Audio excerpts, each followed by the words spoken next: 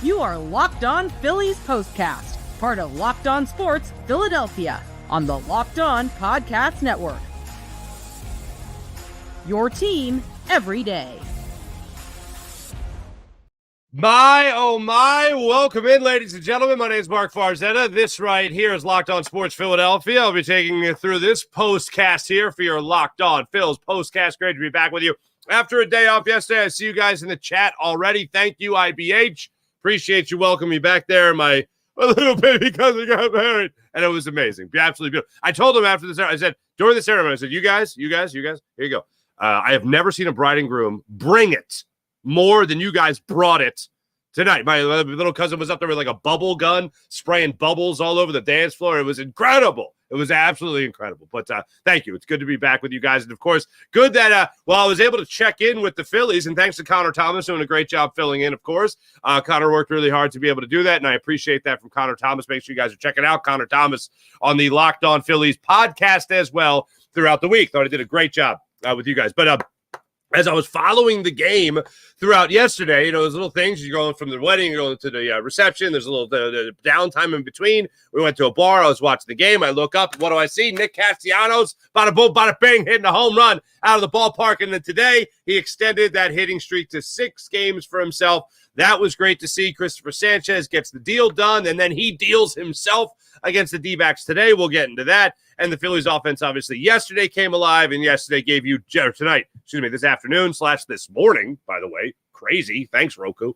The Phillies offense gave you just enough as the arms were fantastic. Absolutely fantastic, especially when you talk about Cristopher Sanchez. So let's get into it. First and foremost, do have to tell you this episode right here of the Locked On Phillies postcast is brought to you by Prize Picks. The easiest way and most exciting way to play daily fantasy sports. Go to prizepicks.com/LockedOnMLB. That's prizepicks.com/LockedOnMLB to use. Make sure you use all lowercase with Locked On MLB for a first deposit match up to $100. 3 big things, ladies and gentlemen. Cristopher Sanchez, the biggest thing right there. First off, he gets the new deal. They hold a press conference. Everything's looking great. Smiles galore all over the place. The guy's pitching like an all-star.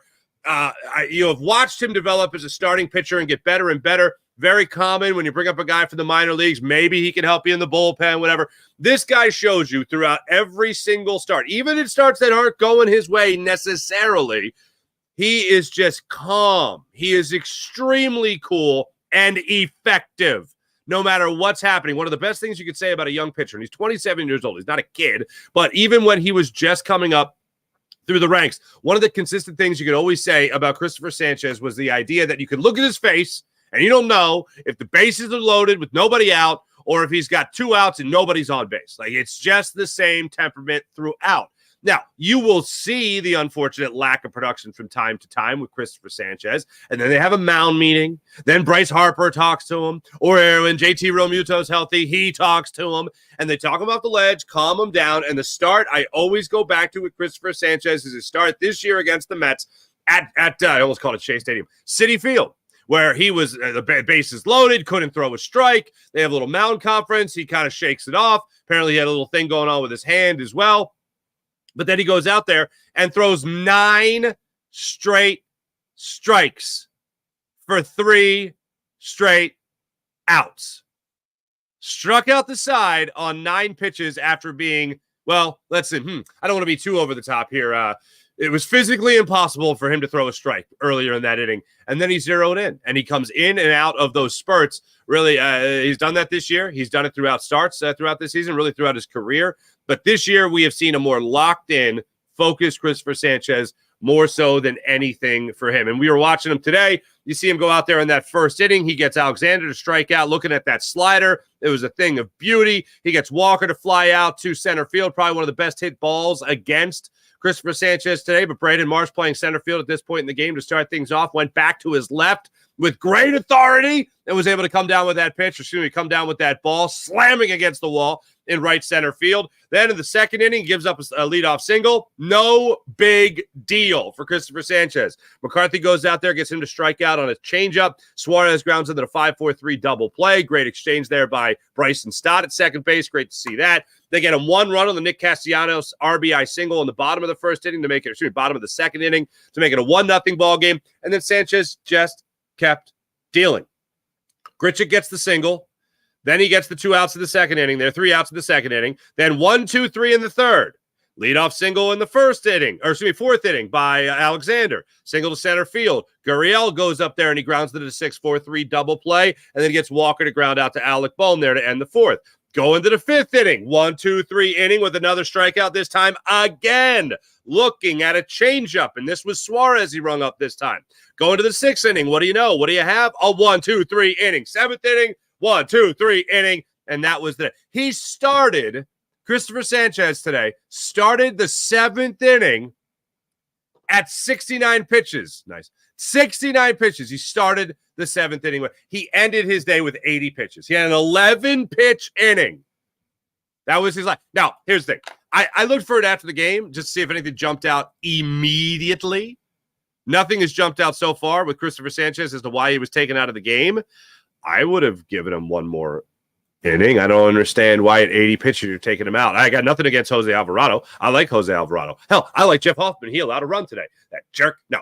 But that's great. But I don't understand why you would take him out. So the only thing, and I was talking to my father, we got some friends over the house, we're all kibitzing about the game. I got the TV set up outside. Beautiful day. Mwah, right?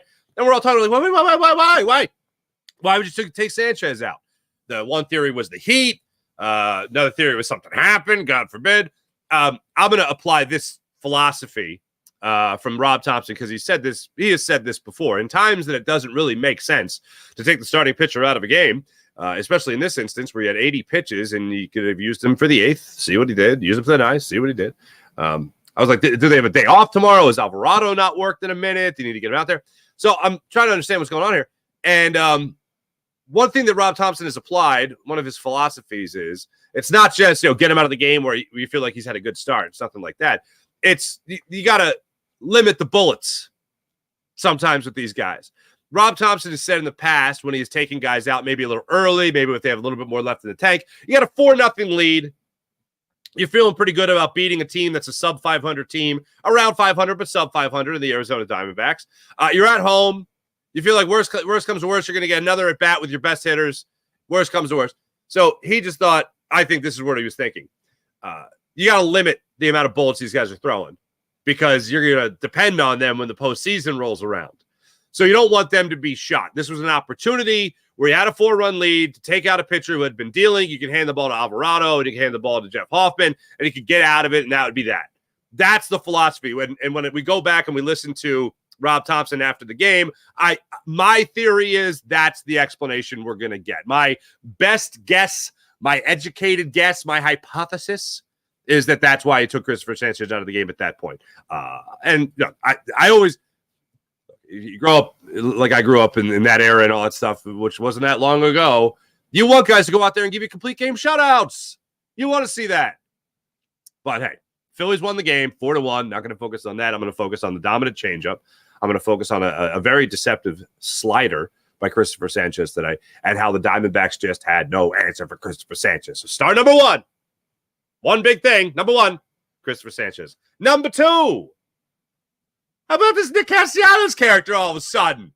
Hitting, 11th home run of the season yesterday. He comes up in today's ball game, gets you your first run of the game on the RBI single to left field after Alec Bohm led off the second inning there with a double. He brings him home immediately, so there's no waiting. There's no anticipation to see what's going to happen next. You have a guy like Castellanos go up there, and holy pots and pans, he delivers again in that instance.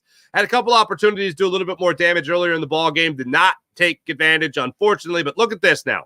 He had a multi-hit game in the first game against San Diego Padres. Multi-hit game, 4 hits there against San Diego Padres in game 2. He had 4 doubles in the first 2 games of that series. Then he had a single he had 1 hit against the Padres in game 3.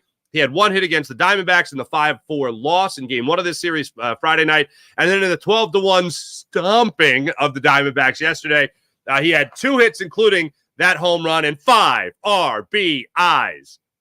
His batting average leaving Baltimore, where he was 0 for the series, his batting average leaving Baltimore, coming back to South Philadelphia, was sitting at 204 with a 263 on-base percentage. So is it a quantum leap now to look at this particular game and look at Nick Castellanos going from that to where he's at right now, which is actually right there on the dot at 226 with a 280 on-base percentage.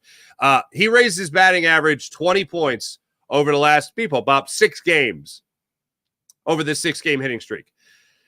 As I have said, we have not seen him have anything better than an 8-game hitting streak this season. Now, that's not nothing, but I think it is something. And when you look at Nick Castellanos' lack of consistency throughout his career, it all for me comes down to approach. I think he's had a better approach to the plate over the last 6 games. I went back and looked at it yesterday. He was getting, for Nick Castellanos, 4 pitches into a count is deep. 5 pitches into a count is deep. He did that yesterday when he was really producing. Today, I believe it was the first pitch he jumped on in that at-bat in the 2nd inning to get the Phillies on the board. First pitch fastball he got. Hey, look, it was right out of the middle of the zone. He guesses right on a first pitch fastball. He's going to do some damage. He was able to do some damage right there for the Phils. Look, get more than 8 games. Certainly get more than a week. They got a series coming up now in Detroit against the Tigers. Take advantage of that. Not a very good baseball team, as we know. And keep on hammering. Look, you always want to believe that the roster you got is the roster that can win a World Series. The Phillies still need bullpen help. I understand that. The Phillies will still need outfield help. They'll still need bats off the bench to help.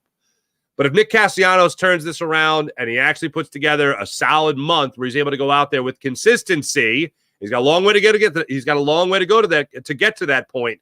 Then I think we'll all be feeling a lot better about what he could bring to the table for the Phillies in the postseason and not have that atrocious end of the season, end of the postseason slump that he fell into. Number 3, so I got Cristopher Sanchez. I got my man right there, Nick Castellanos. Yeah, now Nicky 3 buttons, Nicky walk-offs, okay? Nicky homers, right? Now he's my man. All right, so those are my first 2. Number 3, it's difficult to go here. There's a lot of different ways we could go here, but the way I'm going to go here when it comes to the number 3 spot of 3 big things for this Philadelphia Phillies ball club, I'm going to go Alec Bohm, baby, for today. Alec Bohm played pretty hot at third base. He was one of 3 Phillies to have a multi-hit game. Bryce Harper had a multi-hit game. He was 2 for 4 on today's game. He gets the average up to the 297 with a 397 on base percentage. Alec Bohm, 304 on the season with a 359 on base percentage, 2 for 3, scored the first run of the ball game. I am here for that. And he got another double. Keep on keeping on, Alec Bohm. I'll tip my cap to him. And also for the way he was able to play third base today, whether it was turning the 5-4-3 double play to help Cristopher Sanchez out of a jam. Wasn't even in a jam. Gave up a leadoff hit and then took care of business after that. Never got jammed, okay? Scoozy. Then from there on, you see him end the game with a great pick. Things felt like in that 9th inning there with Jeff Hoffman. What the hell, Jeff Hoffman? Things felt like they could have spiraled out of control, giving the Diamondbacks some opportunities that they shouldn't have had. They moved Brandon Marsh. Rob Thompson at one point put Christian Pache in center field, Brandon Marsh over there to end the game there in left field. And that hit off the wall, I don't know if Brandon Marsh lost it in the sun, wherever the sun was at that point. I don't know what happened on that play. But Brandon Marsh slammed it in a wall in a ball that he looked like he overjumped. Not necessarily overran, but overjumped in left field. Next thing you know, you got runners at the corners. The runners already crossed the plate. Damage is being done on Jeff Hoffman, but he was able to get out of that. We'll take a look at Jeff Hoffman's 9th inning because it was the only part in the game where I was shaking a little bit in this game. The only part I was shaking a little bit in this game. All right, when we come back, we'll take a look at Jeff Hoffman's 9th inning, and we'll also focus a little bit more on this lineup and what they were able to do in today's ball game. Patience with some of these games was key. Also, I would love your thoughts on Roku, okay? Because I had only heard of like Roku TV. I've only heard of like Roku televisions. Okay, that's all I had. And I was like, do I got to sign up for some kind of free membership for like 7 days and then cancel immediately? I got to do that. And then no, it was right there on my. I have an Amazon Fire TV. Put it right on. I just watched it. There you go. Just came out. Just download the app. I had to watch it. I watched it. It was free. Cool. Yay. Love your thoughts on the broadcast. Obviously, love T-Mac. And that was it. That was all I loved. That was all I liked about the broadcast. Love your thoughts. I would love your thoughts on Roku and the job you think they did. We'll be back in a minute. You're Locked On Sports Philadelphia, Locked On Phillies Postcast. FanDuel. You having fun with FanDuel? Phillies got the early game there out of the way. 11:35 start time. Didn't hate it. Not even a little bit. But I do love sports, and I love them so much that I never want to stop with sports. You get a game at 11:35. How beautiful is that? But as the playoffs wind down in some sports, Stanley Cup Finals wind down, Phillies still looking to be dominant in the MLB, obviously. You look at all the pro sports, you look at all the pro sports betting, all that going on right now. FanDuel lets you keep the sports going whenever you want. All I have to do on FanDuel is keep on having fun. That's all I have to do. Open the app. I dream up my big bets. Anytime I'm in the mood, it's always going on. It's everlasting at FanDuel is what it is. And this summer, FanDuel is hooking up all customers with a boost or a bonus daily. That's right. There's something for everyone at FanDuel every day, all summer long. Phillies had the early game. The red-hot New York Metropolitans, holy Stromboli, they have themselves a nice little week and a half. Mets got the Cubbies tonight after putting the Cubs and Himanaga over their knee the other night. The Mets are taking on the Cubs tonight. They are a 1.5 favorites in that one, -1.5 run favorites in that one at a -104 in the game. Over, under in that, over 8.5 going off at +100. That's looking good for the New York Metropolitans. Severino's going up against Assad in that game at Wrigley Field. 7:01 start time out there. So make sure you log on to FanDuel and have all your fun right there with that ball game. Head over to FanDuel.com/lockedon. That's FanDuel.com/lockedon and start making the most of your summer with FanDuel. FanDuel, America's sports betting partner with Major League Baseball. Keep the fun going with Prize Picks, ladies and gentlemen. Prize Picks is America's #1 daily fantasy sports app with over 5 million active members. Prize Picks is the easiest and most exciting way to play daily fantasy sports. Unlike other apps on Prize Picks, it's just against the numbers on Prize Picks. How easy is that? All you have to do is pick more or less on 2 to 6 player stat projections and watch the winnings roll in. Get in on the daily action with your friends to become part of Prize Picks community today.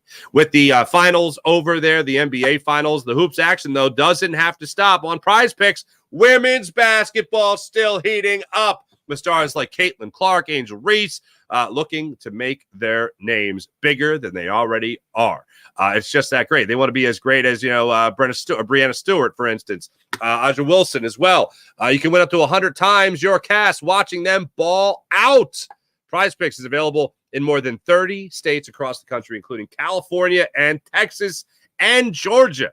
Download the Prize Picks app today. Use promo code LOCKEDONMLB. That's LOCKEDONMLB for a first deposit match up to $100. That's promo code LOCKEDONMLB on Prize Picks for a first deposit match up to $100. Pick more, pick less. It's just that easy with Prize Picks. Before we get into the chat, a couple of things I want to go over in the lineup today. Number 1, David Dahl. Dude. First off, you could have gone number 3 there. Could have gone number 3. Castellanos is hot. Had him at number 2. Alec Bohm keeping hot. David Dahl certainly up there. Came up with the big hit of the ball game with that 2-run single that he had for the Phillies to put the game a wee bit out of reach there. Well, I mean, it's 3-0, but it was a 1-0 game, made it a 3-0 game with his 2-run single there in the 6th inning. I'm loving what this guy is bringing to the table. And I really don't want to see him have to go back down. I don't want to see him get traded. I talking about guys that you could use coming off the bench to either obviously play in the field or come up there and get you some good swings. David Dahl's a guy that could do that. That's my ringing endorsement for David Dahl to stay with this big league lineup, no matter what goes down this season. As far as the rest of this lineup goes, I've mentioned Alec Bohm already, the season he's putting together for himself. Nick Castellanos having a good week for himself. Kyle Schwarber today, 0 for 5. Not even a measly walk for Kyle Schwarber. I mean, you're looking at a guy, he was back in the DH role today. I know he was in left field yesterday. I don't mind that. But I was thinking about it during the game when he was going into his last at-bat. And I'm thinking a hit or a walk for Kyle Schwarber is what he seems to do every single game. The guys on base streaks are pretty great. You're looking at the last 1, 2, 3, 4, 5, 6 games where he has gotten on base at least once. He was 0 for 4 with no walks in game 2, that Saturday game in Baltimore a week ago. You got to keep going back to find another game where he just wasn't able to get on base. He had another game where he was 0 for 3 against Milwaukee, the middle game of that series. He walked twice in that game. He was 0 for 4 in game 1 of that series without able to reach base. Him not reaching base is an anomaly. And he wasn't able to get on base today in 5 at-bats. Not just 5 at-bats, obviously, but 5 plate appearances. That doesn't happen. That was a crazy thing I noticed in today's ball game. Let's get to the chat check and see how you guys are doing. Great to be back with you guys, obviously, on this day. IBH outstanding. Sanchez has arrived. Damn right, IBH. John Marinelli. They played pretty well today. Solid win. Another series win on to Detroit. John, absolutely. The thing that was great about this, back-to-back series victories for the Phillies. Back-to-back series victories. Let's get back to where you're winning series is consistently.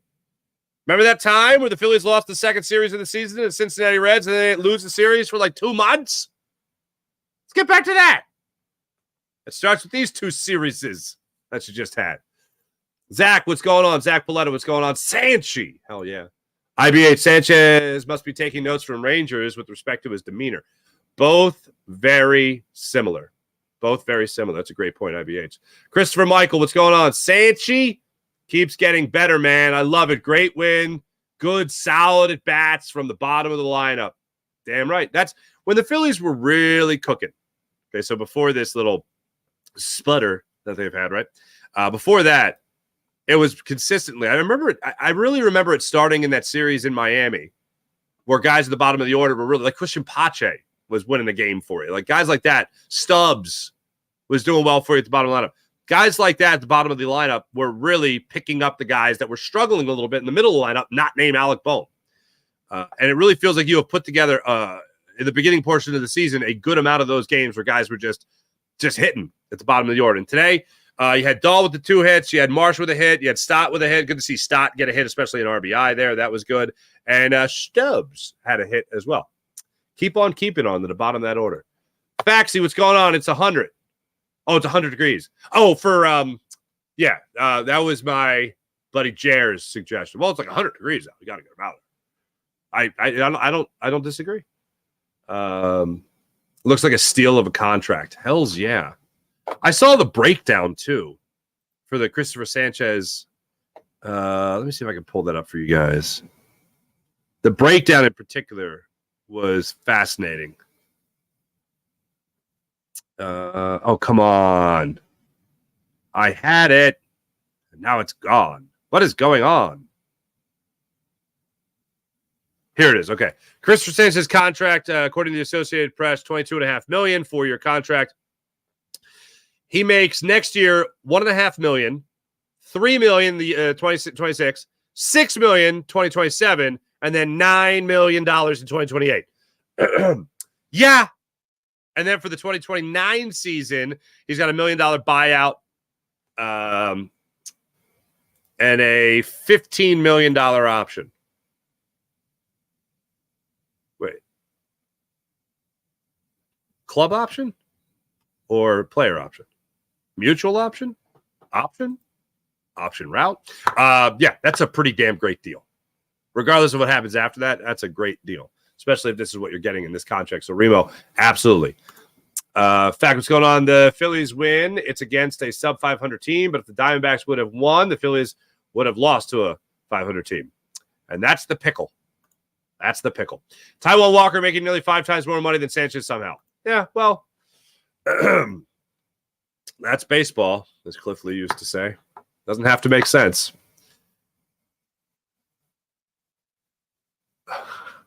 All right, Luis or Lewis. We don't root for injury. We don't celebrate. But I will say, I'm very happy that Taijuan Walker is not going to be pitching for a while. I'm glad I don't have to see him pitch for a while. The reason why is not good. Like, I feel bad for the guy. You know what I mean? But, like, I'm happy that I don't have to watch him pitch. I'm not rooting for it. I'm just saying. As a guy who likes to watch the Phillies, and I watch every game, and even if I'm at a wedding, I'm following it. I'm always every single time going, oh, that's a shame. I don't want to see Taijuan Walker. And now you don't have to. The reason's terrible, though. All right, moving on. Luis, Nicky 2 Bags. Hey, Nicky 2 Bags. 51st win. Hell yeah. Star Wars 99. What's going on? Star Wars 99. Phillies swap Walker for Turnbull in the rotation shakeup. Yeah, and I don't think you win that back. If Turnbull gets back to a 167 ERA, if Spencer Turnbull's back to a 167 ERA, are you seriously going to put Taijuan Walker back in that rotation? I don't think so. Remember what's going on? Damn, Braves up on the Yankees 3-0. Bastards. Sanchez top 5 in the Cy Young voting within 3 years. Mike, I like it.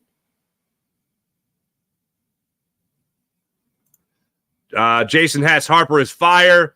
Nicky is starting to come out of it. Yeah, I hope so. Again, he's got to do this for longer than a week. Got to do it longer for 8 games. I don't even need an 8-game hitting streak, which is his season long. 8-game hitting streak is a season long. I don't even need that. Get on base. Draw walks. Let me see you work a count. Let me see you wait for that good pitch. Instead of trying to guess every single time, first pitch fastball. Is it going to be a first pitch fastball swing and a miss? Or first pitch fastball today, swing. Yeah, RBI single. How'd it go? Not a guy. So for me, I just don't need an 8-game hitting streak. I just need at least 8 days. I need 2 weeks. I need 3 weeks. I need a month of good, consistent at-bats, good, consistent production. Like a veteran hitter. Like, as he says, a guy who didn't go to college, he just hits baseballs. Okay, well, hit those baseballs, son. Hit those baseballs.